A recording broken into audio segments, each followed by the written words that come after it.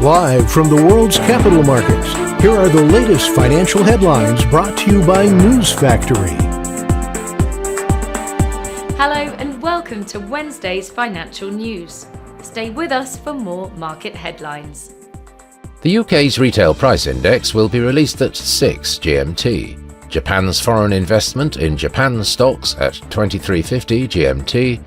The US total net TIC flows at 20 GMT. The Eurozone's current account will be released at 8 GMT. Japan's foreign bond investment at 2350 GMT. The US EIA crude oil stocks change at 1430 GMT.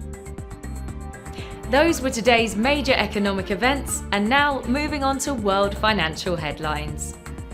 Gold prices edged up as Iran-Israel tensions boosted safe haven demand, but a stronger dollar capped gains, while silver surged to a 13-year high. The US dollar index firmed 0.8%, making dollar-priced bullion more expensive for other currency holders. Sterling was lower against the dollar as market focus stayed on developments in the Middle East, while traders await a closely watched UK inflation print due on Wednesday and a Bank of England interest rate decision due on Thursday. US spot Bitcoin ETFs extended their streak and pushed total cumulative inflows to $46.04 billion.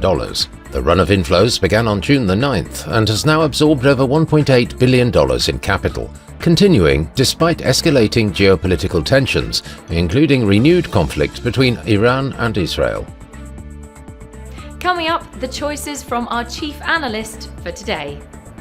The dollar gained 0.4% against the yen in the last session. The MACD is giving a positive signal. The Bitcoin dollar pair plummeted 1.1% in the last session. The Williams indicator is giving a positive signal. The gold dollar pair exploded 1.3% in the last session. The Williams indicator indicates an overbought market. The oil dollar pair rose 4.9% following a 5.7% intra-session dip. The ROC is giving a positive signal. We hope that you've enjoyed Wednesday's market outlook. On behalf of all of us here, we wish you a productive trading day. Be sure to join us tomorrow morning for the latest news and events from the financial markets.